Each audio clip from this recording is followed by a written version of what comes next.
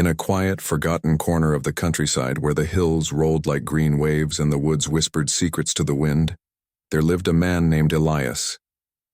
He was an aging farmer with weathered hands, a furrowed brow, and eyes that carried the weight of years spent battling both nature and misfortune. Once upon a time, Elias had been proud of his life. His sprawling fields stretched as far as the eye could see, golden with wheat in the summer and lush with barley in the spring. His barns were always full, his animals healthy, and his heart light. But those days felt like a distant dream now. For 3 long years the rains had refused to come. The once fertile soil turned dry and cracked, choking the life out of whatever seeds Elias dared to plant. No matter how hard he worked, or how many prayers he muttered under his breath, nothing seemed to change. The drought drained not only his land but also his spirit. Each failed harvest left him deeper in debt, borrowing money from lenders who grew less patient with every passing season. His neighbors, struggling themselves, offered sympathy, but little else. They all knew farming wasn't just a job, it was a gamble against forces no man could control. Elias's house, once warm and welcoming, now felt cold and empty. The fireplaces rarely burned because wood was scarce, and the shelves in his kitchen held more dust than food. His clothes hung loosely on his thinning frame, evidence of meals skipped more often than eaten. At night, when sleep evaded him, he would sit by the window staring at the darkened horizon, wondering if things would ever get better, or if this was simply how his story ended. A slow fade into obscurity, swallowed by the same earth he had tried so desperately to tame. One particularly bleak evening, as Elias sat hunched over a flickering lantern, the sound of footsteps broke the silence outside. It startled him. Visitors were rare these days, especially after sunset. The knock on the door came again, louder this time, urgent, yet hesitant. Sighing deeply, Elias rose from his chair, his bones creaking with the effort, and opened the door to reveal a stranger, standing under the dim porch light. The man was tall and lean, dressed in dark clothing that blended almost seamlessly with the shadows around him. A wide-brimmed hat shaded most of his face, leaving only his mouth visible. A thin line pressed tightly together, suggesting either nerves or purpose.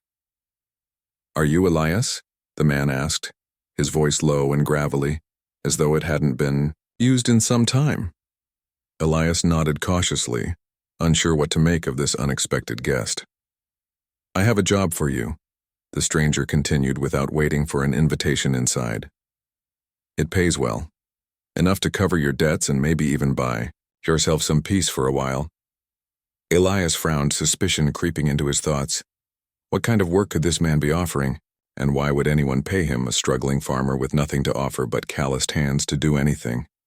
Despite his doubts, curiosity got the better of him. "What kind of job?" Elias asked, crossing his arms over his chest. The stranger hesitated, glancing briefly over his shoulder before leaning closer, lowering his voice further still. "There's someone gone. They need to be laid to rest properly. Out in the woods, away from prying eyes. All you have to do is dig a hole and put them where they belong. That's it, no questions asked." Elias stiffened, his stomach twisting at the implications. Burial work wasn't uncommon in rural areas, but something about this request felt off. For one, why couldn't the person be buried in a proper cemetery? And why was this stranger so insistent on secrecy? Still, desperate times called for desperate measures. As much as the idea unsettled him, Elias couldn't ignore the promise of payment. Money meant survival, not just for him, but perhaps for reclaiming a sliver of hope for his farm. If he could scrape together enough funds, maybe next season would be different. Maybe the rains would finally return, and the fields would bloom again. After a long pause, Elias sighed heavily, running a hand through his graying hair. "Fine," he said reluctantly. "I'll do it, but I want half the payment up front." The stranger didn't argue, reaching into his coat and pulling out a small pouch of coins. He handed it to Elias, who weighed it carefully in his palm. It was more than he'd expected, enough to buy supplies and pay off part of his debt. Reluctantly satisfied, Elias agreed to meet the stranger at dawn near the edge of the forest. As the door closed behind the mysterious visitor, Elias returned to his chair, clutching the pouch tightly. His mind raced with questions. Who was this person?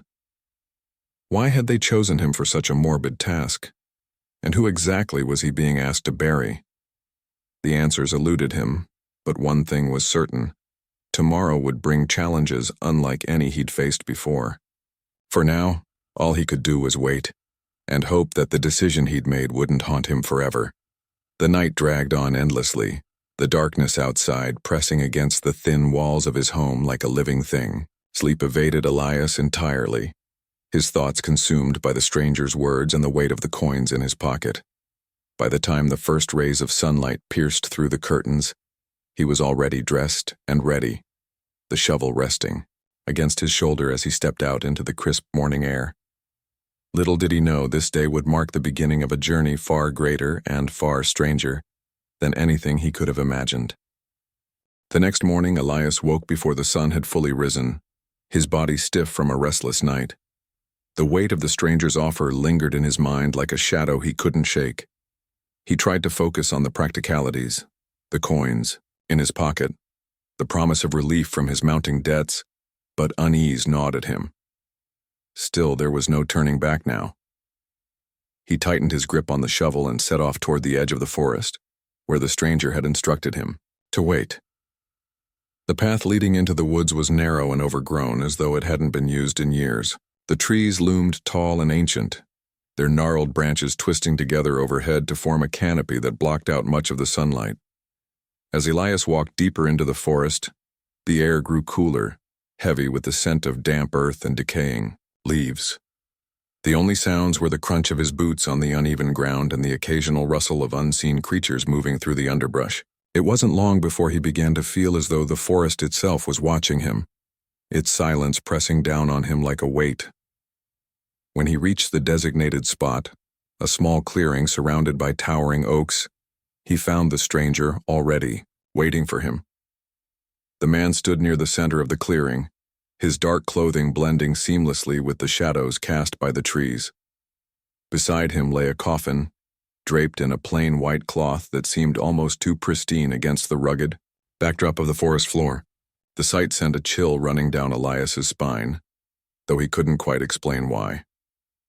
Coffins weren't unusual, especially not in a place like this where burials often took place far from town cemeteries. But something about this one felt wrong. "Good," the stranger said when he noticed Elias approaching. His voice was low and flat, devoid of any emotion. "You're here." Without another word, he handed Elias a folded piece of paper with instructions scrawled on it in hurried handwriting. "Dig here," the note read, accompanied by a crude drawing of the clearing with an X marked in the middle.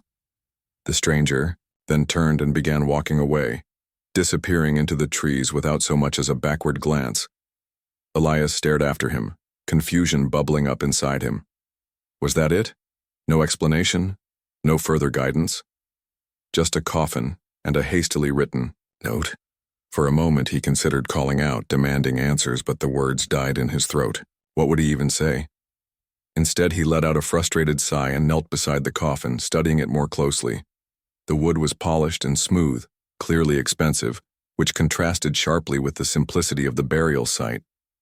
Whoever this person was, they, or someone close to them, had cared enough to ensure they were laid to rest in a fine casket. And yet, here it was, abandoned in the middle of nowhere, entrusted to a stranger like Elias to bury. As he unfolded the note, again his eyes scanned the instructions once more. There was nothing unusual about them, just a straightforward directive to dig a grave and lower the coffin into the ground. But as Elias looked around the clearing, taking in the eerie stillness and the oppressive quiet, he couldn't shake the feeling that something was deeply amiss. Why had the stranger been so eager to leave? Why hadn't he stayed to oversee the task himself? And most importantly, who was inside the coffin? Despite his growing apprehension, Elias knew he couldn't afford to hesitate. The coins in his pocket reminded him of what was at stake, not just his survival, but the possibility of a fresh start. Steeling himself, he picked up the shovel and began digging. Each thrust into the soft earth echoed loudly in the otherwise silent clearing, the rhythmic sound both comforting and jarring. As the hole grew deeper, sweat trickled down his forehead, mingling with the dirt smudged across his face. He worked, methodically, trying to keep his mind focused on the task at hand rather than the unsettling questions swirling in his head. But the longer he dug, the harder it became to ignore the nagging sense of dread building within him. The forest seemed alive with tension, every snapped twig or flutter of wings making him flinch. Even the light filtering through the trees appeared dimmer, casting long, distorted shadows that danced unnaturally across the ground. It was as if the world around him had slowed, holding its breath, waiting for something to happen. Finally, after what felt like hours, the hole was deep enough. Elias leaned on his shovel, wiping his brow with the back of his hand as he caught his breath. He glanced at the coffin, still draped in its pristine white cloth, and hesitated. Something about it made his stomach churn. Perhaps it was the unnatural stillness of the scene, or the way the fabric clung tightly to the shape of the casket beneath, as though hiding secrets it didn't want revealed. Whatever it was, Elias found himself reluctant to move any closer. He forced himself to take a step forward, then another until he stood directly beside the coffin. His hands trembled slightly as he reached for the edge of the cloth, preparing to pull it back. But before he could do so, a sudden noise froze him in place. It was faint, a soft, barely audible gasp, but it was unmistakably human. Elias's heart leapt into his throat, his pulse pounding in his ears. Had he imagined it? Surely it wasn't possible. Coffins were meant for the dead, and the dead didn't make sounds. For a moment he stood rooted to the spot, torn between fear and disbelief. Then, against every instinct screaming at him to run, he bent down and carefully lifted the lid of the coffin. What he saw inside made his blood run cold.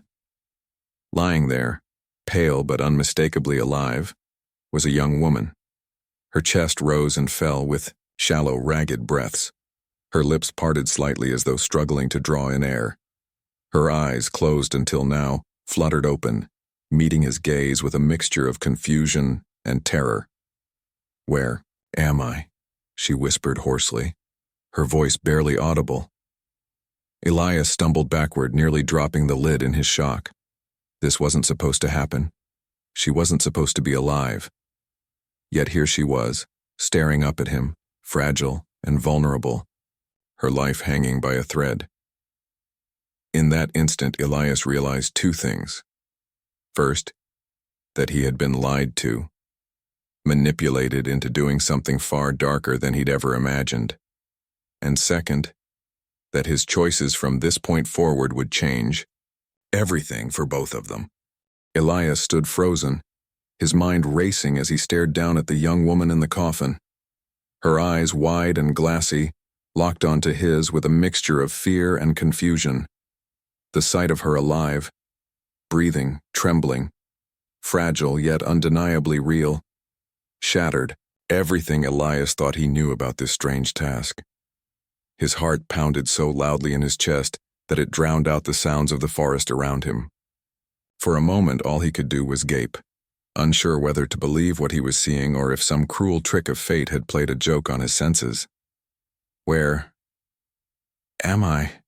she whispered again, her voice weak but insistent, breaking through Elias's shock. He blinked, forcing himself to focus. She wasn't dead. That much was clear now. And whoever had brought her here and hired him to bury her had intended for her to die inside that coffin, alone and forgotten beneath the earth. The key realization hit Elias like a hammer blow.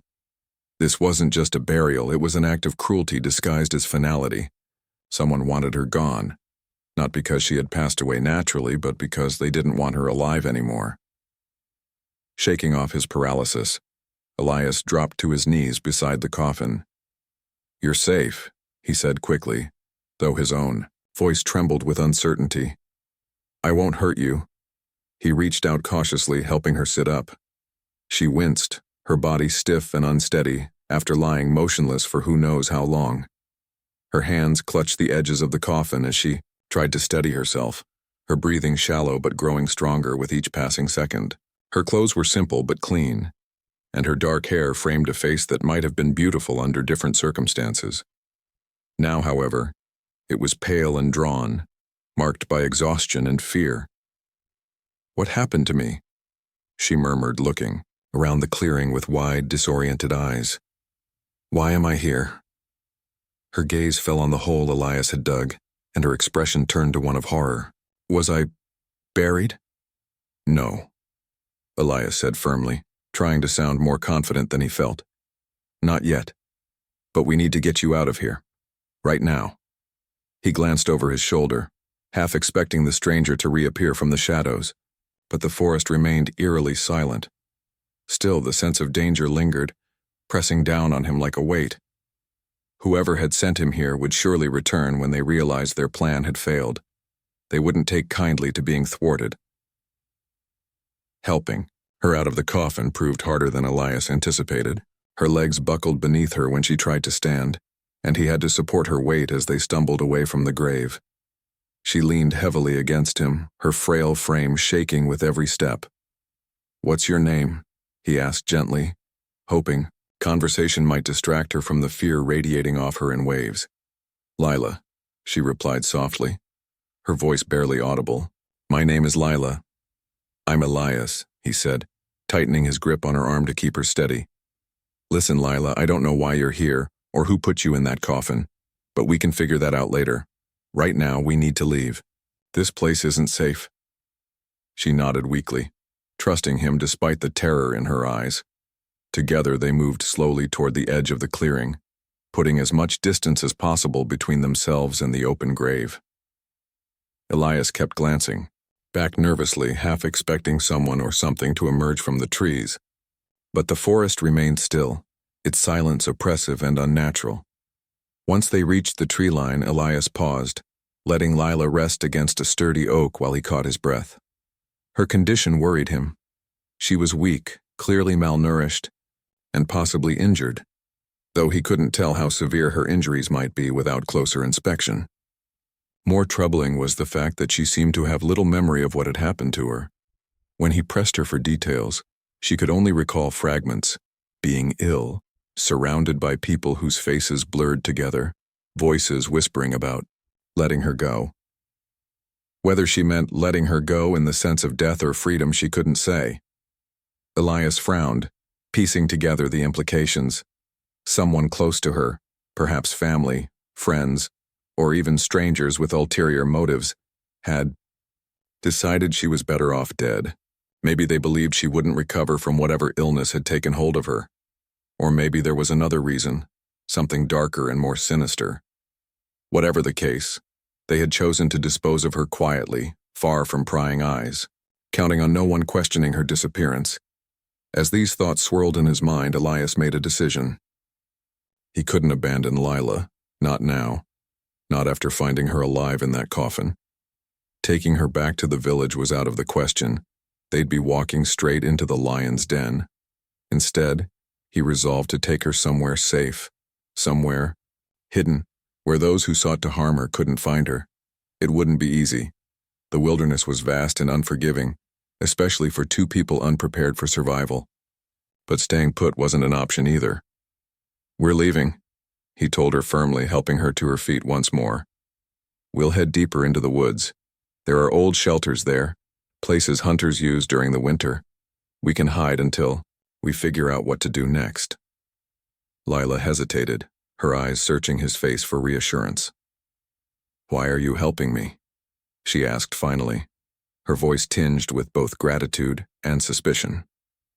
"You don't even know me." Elias hesitated, unsure how to answer. The truth was, he didn't fully understand his own motivations. Part of it was guilt. He had been complicit, however unknowingly, in her near death. Part of it was anger at the injustice of what had been done to her, and part of it was something simpler, a flicker of hope reignited within him. Helping Lila gave him a purpose again, a reason to fight against the despair that had consumed him for so long. "Because no one deserves to die like that," he said finally, meeting her gaze squarely. and because I think you deserve a chance to live." With that, they began their journey into the depths of the forest, moving cautiously but steadily. Every step took them further from the clearing, further from the grave that had almost become Lila's final resting place. As they walked, Elias kept one hand on the shovel slung over his shoulder, ready to defend them if necessary. Lila clung to his arm, her strength slowly returning with each passing minute. Though neither of them spoke much, a quiet bond began to form between them, a shared understanding born of desperation and survival. The forest grew denser as they ventured deeper, the sunlight filtering through the canopy in dappled patches. Birds chirped overhead, and the occasional rustle of leaves suggested small animals darting through the underbrush. Despite the beauty surrounding them, Elias remained vigilant, his senses attuned to any sign of pursuit. He knew they weren't safe yet, not by a long shot, but for the first time in years he felt alive, driven by a mission greater than himself. And as he glanced down at Lila, her determination matching his own, he allowed himself to believe that perhaps, just perhaps, they might make it out of this nightmare together. The deeper Elias and Lila ventured into the forest, the more the world around them seemed to shift. The dense canopy of trees blocked out most of the sunlight, casting everything in a dim, greenish hue that felt almost otherworldly. The air grew cooler, carrying with it the earthy scent of moss and damp bark. Every step they took was muffled by the thick carpet of fallen leaves beneath their feet, making their journey eerily silent, except for the occasional snap of a twig or the distant call of a bird. Though the forest was beautiful in its own way, it also felt alive, watching, listening, waiting. Elias couldn't shake the feeling that they were being followed, even though he saw no signs of life beyond the squirrels darting up tree trunks and the occasional deer grazing in the shadows. Lila, still weak but growing stronger with each passing hour, leaned heavily on Elias as they walked. Her breathing had steadied somewhat and color was slowly returning to her cheeks, but her eyes remained wide with fear and uncertainty. She clung to him not just for physical support, but for reassurance, trusting him to guide her through this strange and dangerous situation. "Who would do this to me?" she asked suddenly, her voice trembling. "Why would anyone want me dead?" Elias hesitated, unsure how to answer. He didn't want to frighten her further, but he also knew she deserved the truth, or at least as much of it as he could piece together. "I don't know all the details," he admitted, his tone gentle yet firm. "But whoever put you in that coffin didn't think you'd survive. Maybe they thought you were already gone. Or maybe they wanted to make sure you didn't. Come back." Lila's face paled at his words, and she looked away, staring blankly at the ground as if trying to process what he'd said. After a moment, she spoke again, her voice barely above a whisper. "I remember being sick. So sick I couldn't move, couldn't think straight. People were talking around me, arguing, but I couldn't understand what they were saying. It was like I was trapped in a fog, and then—" She trailed off, her brow furrowing as she struggled to recall. "Then nothing, just darkness, until I woke up and saw you." Elias nodded grimly. Whatever illness she'd suffered from must have been severe enough to convince those around her that she wouldn't recover. But instead of nursing her back to health, they had chosen to dispose of her, a decision so cold and calculated that it made his stomach churn. He wondered who these people were. Family? Friends? Strangers with some hidden agenda? Whoever they were, they clearly had no qualms about ending her life if it suited their purposes. As they continued walking, Lila began to share fragments of her past, piecing together bits of memory like a puzzle.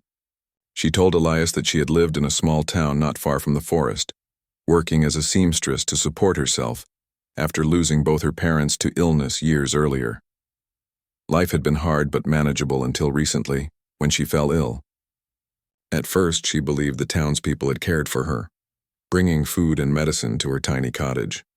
But as her condition worsened, their visits became less frequent, their faces more strained. Eventually, they stopped coming altogether. "I thought they gave up on me because there was nothing left to do," she said bitterly. "But now I wonder if they were planning this all along. Elias listened intently, his jaw tightening with each revelation. It wasn't uncommon for rural communities to turn their backs on those who were too sick or too poor to contribute, but outright murder disguised as burial. That was something else entirely. He couldn't help but feel anger bubbling inside him, not just for Lila but for the injustice of it all. How many others had met similar fates, their stories buried along with their bodies? By late afternoon, they reached an abandoned hunter's shelter tucked into the base of a hill. The structure was crude but serviceable, built from logs and covered with tarps to keep out the rain. Inside there was a makeshift bed of dried grass, a rusted pot, and a pile of firewood stacked neatly against one wall. It wasn't much, but it was shelter, and right now that was all they needed. Elias helped Lila settle onto the bed, wrapping her in his coat to keep her warm. Then he set about gathering wood and starting a fire, the flickering flames casting a soft glow over the cramped space. As the warmth spread through the shelter, Lila finally allowed herself to relax, her tense shoulders sagging with exhaustion. For the first time since waking up in the coffin, she looked like she might actually be safe. But safety, Elias knew, was only temporary. They couldn't stay here forever. Sooner or later, someone would come looking for them, if they hadn't already. The stranger who had hired him might realize the job hadn't been completed and send others to finish it. Or worse, the people from Lila's town might discover she was still alive and come hunting for her themselves. Either way, they needed a plan. Over the next few days, Elias and Lila worked together to fortify the shelter and gather supplies. Elias taught Lila how to identify edible plants and set simple traps for small game, while she used her skills as a seamstress to repair their clothing and fashion makeshift tools from scraps of fabric and wood. Slowly but surely, they began to carve out a fragile existence in the wilderness, relying on each other for survival. During quiet moments by the fire, they talked about their lives before fate brought them together. Lila shared stories of her childhood, of sewing dresses for the local girls and dreaming of one day opening her own shop.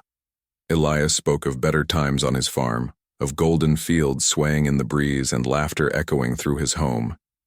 These conversations helped ease the tension between them, forging a bond that went beyond mere necessity. They weren't just two strangers thrown together by circumstance, they were allies, partners, united by a shared determination to survive. Yet even as they grew closer, the specter of danger loomed large. One evening, as they sat side by side, watching the fire crackle, Lila turned to Elias with a troubled expression. "What happens if they find us?" she asked softly.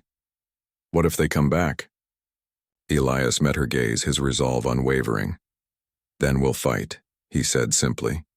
"We've come too far to let them take you away again. This isn't just your fight anymore. It's mine too." Lila smiled faintly, gratitude shining in her eyes. For the first time in what felt like forever, she allowed herself to believe that maybe, just maybe, she might actually have a future worth fighting for. And Elias, watching her face light up with hope, realized that helping her wasn't just about saving her life, it was about saving his own. Together they had found something neither of them thought possible, a reason to keep going no matter what lay ahead. Weeks turned into months, and the makeshift shelter nestled in the heart of the forest became more than just a hiding place for Elias and Lila. It became their home.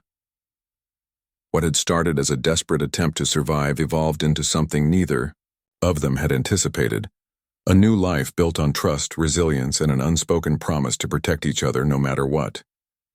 The forest, once so intimidating and foreign, began to feel familiar, almost welcoming. Its towering trees shielded them from prying eyes, its streams provided fresh water, and its wildlife offered sustenance when they needed it most. Elias worked tirelessly to make their surroundings livable. Using his knowledge of farming and survival, he cleared a patch of land near the shelter and planted seeds salvaged from his old farm.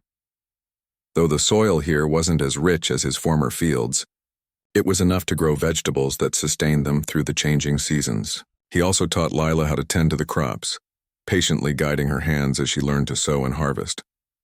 Watching her grow stronger with each passing day filled him with a sense of pride he hadn't felt in years. She wasn't just surviving anymore. She was thriving. Lila, in turn, brought her own skills to their shared existence. Her nimble fingers wove blankets from dried grasses and repaired their clothes until they were sturdy enough to withstand the elements. She even managed to create small trinkets, a bracelet woven from bark, a pendant carved from wood, that served as reminders of their journey together. More importantly, she brought light to their days, her laughter echoing through the trees, like music. For Elias, who had spent so long consumed by despair, her presence was a gift he hadn't realized he needed. But despite their progress, the shadow of danger never fully disappeared.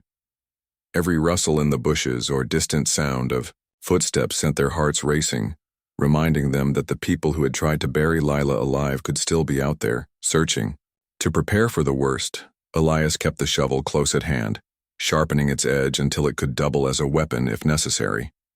They also devised signals, a whistle blown 3 times, a specific arrangement of stones left near the entrance to the shelter, to alert each other if trouble arose. These precautions weren't just practical.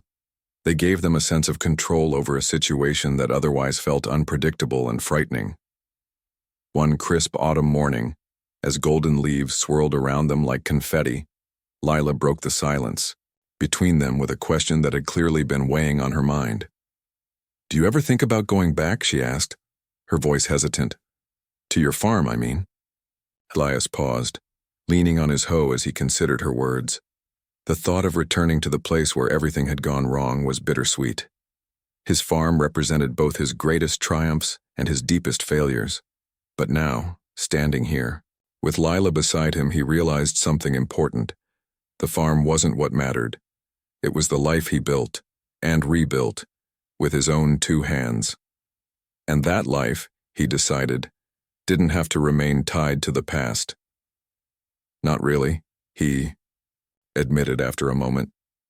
"That part of my life is over, but maybe we can start fresh somewhere else. Somewhere far away from this forest where no one knows us or our story." He glanced at Lila, gauging her reaction. "What do you think?" Her face lit up with a mixture of surprise and hope. "You'd leave all this behind? For me?" "For us," he corrected gently, smiling for the first time in what felt like forever. "We've earned a second chance, haven't we?" The idea took root quickly, growing into a plan. They decided to travel north, toward a distant valley rumored to be fertile and untouched by settlers. It would be risky. Traveling meant exposing themselves to potential threats, but staying hidden in the forest wasn't sustainable forever. With careful preparation, they gathered supplies, packed what little they owned, and set off on foot, leaving the shelter behind but carrying its lessons with them. Their journey was arduous but rewarding.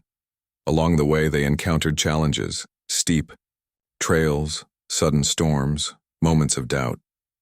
But they faced them together, drawing strength from each other. When exhaustion threatened to overwhelm them, they reminded themselves of why they were doing this, not just to escape the past, but to build a future free from fear. By the time they reached the valley, winter was setting in, blanketing the landscape in a soft layer of snow. But beneath the frost lay rich, untamed soil waiting to be cultivated.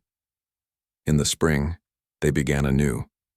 Together, Elias and Lila transformed the wild valley into a thriving homestead, planting crops, raising animals, and building a modest cabin with their own hands.